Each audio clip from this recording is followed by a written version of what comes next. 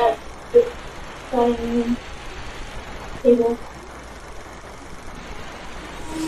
Can you describe that? It's all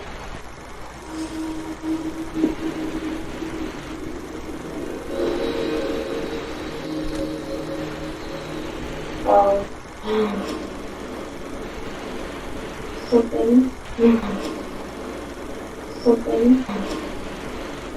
something. We aren't done with the grand jury. We'll do one more analysis on that after this. For now, I want to bring back Burke Ramsey's interview from June 1998. Now, for context, it was the first thing the cops decided to focus on after that major two-day presentation that led to the grand jury trial. Remember, it was the review of the police case. Remember, one of the major decisions after that review of 18 months worth of investigation and evidence, it wasn't just to speak to Burke, but also interview his friends and JonBenet's other playmates as well. In other words, focus less on adults and more on the children. Now, one aspect that came up at this point was also re-interviewing the Ramseys. Should they do that? If they do, they could give away some of what they've learned through the course of this investigation. But another tactic, another strategy was to re-interview the Ramseys, but this time armed with Burke's statements, using those to cross-reference their statements. But this, as I say, carried a risk. The FBI were against re-interviewing the Ramseys because they felt, especially with their lawyers present, that the Ramseys would learn of crucial, potentially inculpatory evidence which would or could arm them either in a potential grand jury situation or in a trial proper, and they wanted to prevent that from happening. Now, according to Perfect Murder, Perfect Town, quote, one FBI agent said it was insane to question them now, this is June 1998, again in the presence of their lawyers, who would easily figure out what the prosecutors knew by the questions being asked, so via inference. In a grand jury proceeding, the Ramseys' attorneys would not be allowed to cross-examine or raise objections. The Ramseys had been protected by their attorneys long enough, and this was the idea from one agent. Let's put the Ramseys into the grand jury situation and we just pepper them with questions and they can't have their attorneys sort of raise objections. Well, what did the district attorney think of this? Well, Hunter didn't want to hear it, which is quite interesting. It once again gives one this impression that Hunter wanted to, or was, or by hook or by crook, was protecting the Ramseys. Instead, he said he's going to rely on his trusted advisors, whoever that is, on this. And the FBI really didn't like this response. And so they said, with no disrespect to your position as district attorney, that was from Bill Hagmaier of the FBI, I know the grand jury is your call. Yes, it's my call, Hunter said, cutting him off, and I'll make that decision after I've considered all the alternatives. But this little girl has been dead and buried for over 18 months, Hagmaier continued in a firm voice. Then Hunter turned red. This is a political decision, he said. Quite an interesting response there from Hunter. It's not a police decision. And if you think about it, wow, isn't it an evidence decision? Isn't it a legal decision? Now, reading between the lines, it's hard not to imagine the FBI considered the Ramseys, if not suspects, then suspicious. Just consider what we've looked at right here. The FBI want to put the Ramseys on the stand without the shielding of their lawyers. What does that tell you? There's also a funny, peculiar narrative when you hear John Ramsey constantly referring to the fact that the FBI were never called. And that implies that they were either completely absent from the investigation, completely irrelevant, or at best incidental to the Ramsey case when they were anything but. Then going back to Lawrence Schiller's Perfect Murder, Perfect Town, pro bono attorney Bob Miller said to Hofstrom that the DA's office had an obligation to listen to the FBI. You got an attorney basically advising the DA's office, guys, listen to what the FBI is saying. DeMuth shouted at Miller that they were going to interview the Ramseys. You can just tell what the atmosphere is like, not very pleasant. They had made the commitment. "Don't ever raise your voice to me," Miller said pointedly. "We've always wanted to help," Hagmaier put in. "But considering what is going on here in Boulder, there's no purpose in continuing here today." At that point, the FBI agents left. And as we go into this Burke Ramsey evidence, I just want you to know through that sketch just the kind of pressure and the kind of drama that was taking place behind the scenes with the DA's office, with the FBI, with law enforcement, with the witnesses, with the Ramseys, with lawyers around this whole case. And so the grand jury thing wasn't just what it was. There was a lot going on behind the scenes as well. Schiller goes on to write, "After Beckner's press conference was over, Hunter strode toward the cluster of microphones. His tough guy expression was evident, but only briefly. 'This is the kind of weather that brings us all here,' he began cheerily, gesturing toward the cloud-free skies, the brilliant late afternoon sun. 'How many of you are here from out of state?' Clutching a legal pad with his notes, Hunter told the press that he thought it made sense to take the case to a grand jury. Now that part's not entirely accurate. He didn't just think it made sense. He was kind of convinced. There was a bit of arm twisting going on. And then he added, no final decision had been made. So although he's saying it makes sense, he still hasn't decided to do that at this point. And he goes on to say, to warn essentially, people shouldn't make any assumptions about what he was going to do and what was going to happen next. Even his rough timetable, that there would be a public decision within 30 days, could change, he warned. So you kind of just get the sense that he's weighing his options, trying to decide what to do and how to do it. And then he says, at this point, we do not have enough to file a case, and we have a lot of work to do. And then Schiller writes that Hunter was choosing his words much more carefully now than when he held his first press conference. And so it's very hard not to see the writing on the wall long before Hunter pulled the plug on the whole case. You can see just how reluctant and hesitant Hunter seemed to be even at this point. Once again, it reminds me of the judge in the Russ case who, at least to me, appeared terrified and completely intimidated by Alec Baldwin's high-powered Manhattan lawyers. Well, I'm pretty sure Hunter felt just as frightened of Hal Haddon and Team Ramsey's army of legal heavy hitters. And that then brings us to Burke's interview. It was 6 hours over 3 days.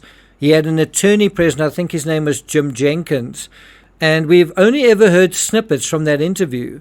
Lawrence Schiller provides a glossing over of the main aspects. We'll try and go into some of them into more detail of that interview, which I assume he may have gotten a summary or something, possibly from Burke's lawyer, who also provides a nice controlling narrative, a nice narrative conclusion to the whole interrogation. I mean, Burke's lawyer wraps it in a bow, which suggests the whole thing sort of has his spin on it. I got nightmares in my head, I fear. Thoughts build up until I can't feel. My mind fills up into a creature, and it haunts me somewhere much deeper. I got nightmares in my head, I fear. Hello and welcome to True Crime Rocket Science, the most authentic voice in true crime. So without further ado, let's deal with 6 insights from Burke's 6-hour interrogation. And by the way, we're only going to deal with the first 3 of those 6. In this analysis, we'll deal with the remaining 3 in a follow-up episode. If you find this analysis worthwhile, please hit the thanks button and let's get started. So, number 1, Burke was defensive. Schiller writes, like any child, Burke was defensive, and this indicated that he wanted to forget the past. Within a short period of time, Burke developed a rapport with Detective Dan Schuler, who sensed that Burke was adjusting to the loss of his sister, and also had made some new friends and was doing well in school. Each day, the videotapes were taken to Jane Harmer's hotel room in Atlanta. This is Jane Harmer from the Boulder Police Department. And this part's also quite interesting, even quite troubling. In keeping with Hunter's agreement that the police would not be involved, Harmer wasn't even allowed to observe these interviews. The tapes were then shipped overnight to Boulder so that attorneys, that Kane and Boulder PD detectives could make recommendations to Schiller for the next day's interview sessions. So they wanted to keep the Boulder PD essentially out of it. When Schiller asked Burke if his mother and father had prepared him for their conversations, in other words, coached him, he said no. Burke said that he wasn't coached. Do you believe that? Think about also Burke's reaction to the pineapple. Was he told, whatever you say, don't mention anything about the pineapple? Now, I also think being defensive is appropriate to a point. I think if anyone is in a situation like that, you're going to feel defensive, even if you've done nothing wrong. We'll have to see whether that defensiveness becomes inappropriate, which is a subjective measure, of course, but perhaps a reasonable one. Perhaps there's a point where one can reasonably say his defensiveness seems a little inappropriate here. So certainly keep that thought in the back of your mind as we go on to the next insight. Number 2, did JonBenet do something that she deserved to die? And of course we want deserved in air quotes, right? Now clearly this is an unforgivably inappropriate question because JonBenet was an innocent child. But it's an entirely opposite question to get into the congruous criminal psychology, because certainly the criminal is going to think you deserve to die. And there's a lot of what you deserve and what someone else deserves in the ransom note, right?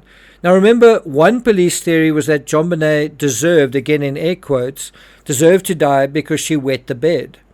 Another police theory was that JonBenet deserved to die, again deserved in air quotes, because she stole a piece of pineapple. In other words, JonBenet did something which then led to her death, and her killer perhaps felt that what he did was justified. Now, the one theory, as far as I'm concerned, the pineapple and the wetting the bed, the one theory is sillier than the next. But they become less and less silly when you start to build a contextual framework around the little girl. When you paint inside the lines of child psychology, and what you begin to see is she wasn't just any child. She was a child beauty queen. She was also a child in a very privileged home. And at the time, what was going on in that home were fairly high-stakes activities, including with John's business. So do you see, we must see the wetting of the bed in the loaded context of the pageants. That was another aspect that was giving a contextual framework to all of this, and also that child psychology must be seen within that context, not ordinary child psychology. The psychology of a child within a pageant and the stakes being higher on that particular child, and how that then reflected on the stakes of another child. And so let's just deal with the urine. Do child beauty queens smell of urine typically? Do child beauty queens wear urine-soaked dresses? Do child beauty queens smelling of urine, wearing urine-soaked dresses, win beauty contests? Also, when a child beauty queen is getting the lion's share of attention, and think about what a pageant is, it's all about attention and who deserves the most attention, who should get the most attention, who's the fairest of them all. What about at home? What about, is she also getting the lion's share of attention at home? Her outfits have got to be prepared, her appearance has got to be prepared, she's got to be washed and scrubbed and dressed up with a far more attention than, say, somebody else.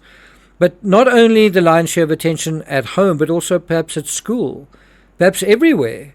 And then on top of all of that, getting so much attention, stealing a piece of pineapple, perhaps that fell to someone like just another insult added to a pile of injuries, in terms of being undermined.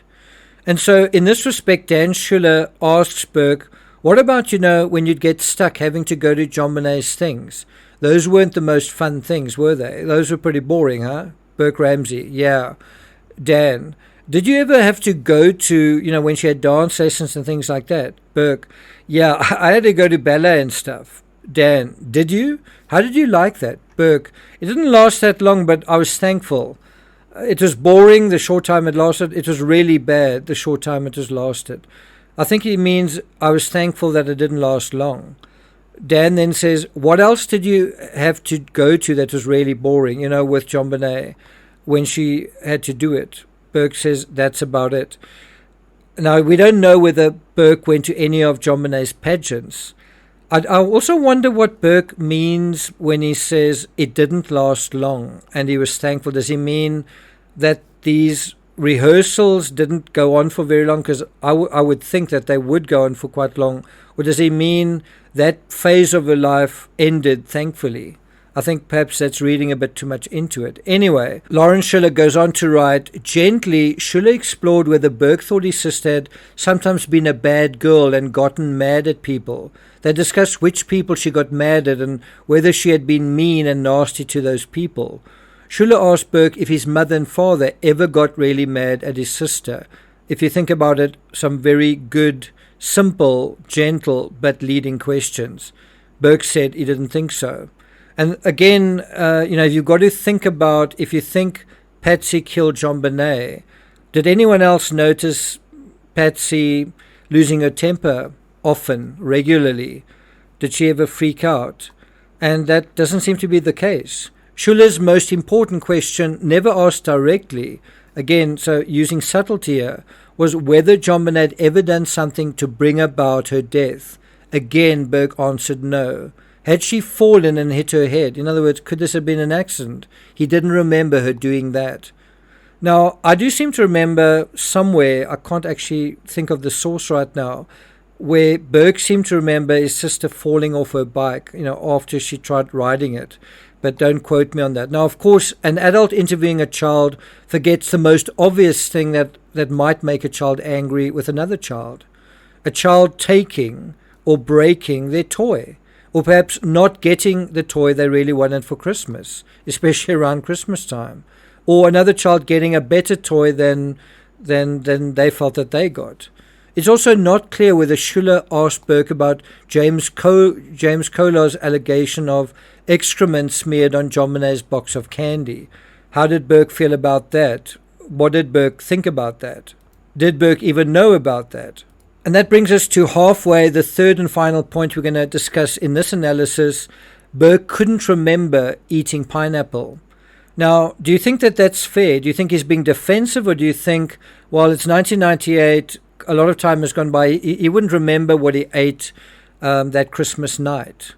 And so Dan Schuler says, can you tell me what this picture is? Well, maybe a photo can prod your memory.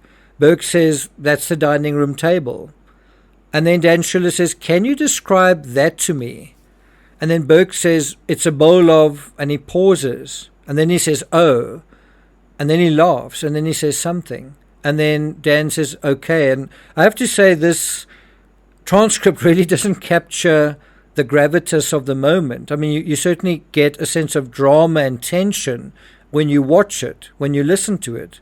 And so let's do that again. Table. Can you describe that?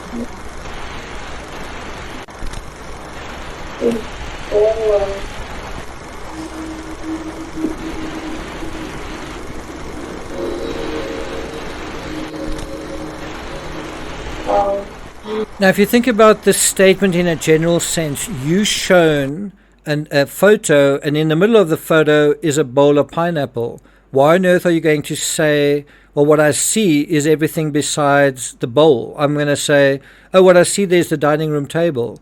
Now you've got to say to the child, okay, what do you see on the table? And then he's very reluctant to answer the question. He seems to take quite a long time, and look how he fiddles. Look how he paws his elbow or his arm with his other hand, and just look at his body language. Does he seem tense? Does he seem reluctant to answer? Does he seem nervous? Is this a loaded moment? I mean, that word "oh" seems to be a kind of a gasp of something, doesn't it? And even Schiller's breezy overview in his book dealing with this aspect misses these little nuances. Burke's pregnant pause, his left arm, as I say, nervously fidgeting, and the inappropriate laughter or chuckles when faced with this evidence. And you might say, yeah, it's a little child, but yeah, that same inappropriate smiling 20 years later on Dr. Phil. And then all of this, along with the fact that his own fingerprints were on the bowl, and the fact that a fragment of pineapple was found in JonBenet's digestive system, specifically her small intestine. In a sense, you could argue that this evidence brings, in theory certainly, these two children together to this table, to this bowl. Perhaps not this bowl, but bowls, or certainly to pineapple. Now remember, Burke's original version was that he'd last seen JonBenet alive when she was sleeping in the car, and then in some instances walking up the stairs of their home. In Steve Thomas's book, JonBenet Inside the Ramsey Murder Investigation, Burke said that his sister fell asleep in the car on the way home, but awakened to help carry presents into the house of a friend. Wouldn't that mean carrying presents into a house? JonBenet waking up to help Burke carry presents into the house of a friend. And didn't that mean they received presents as well? And which house was this? Which friend was this? And did someone in that house draw the heart on JonBenet's hand, perhaps after giving her a Christmas card? I am going to take this further than this in the next episode, dealing with the next 3 insights from Burke Ramsey's interview with Detective Dan Schuler. So don't miss that. Look out for that. Thank you for listening, and I'll see you guys next time.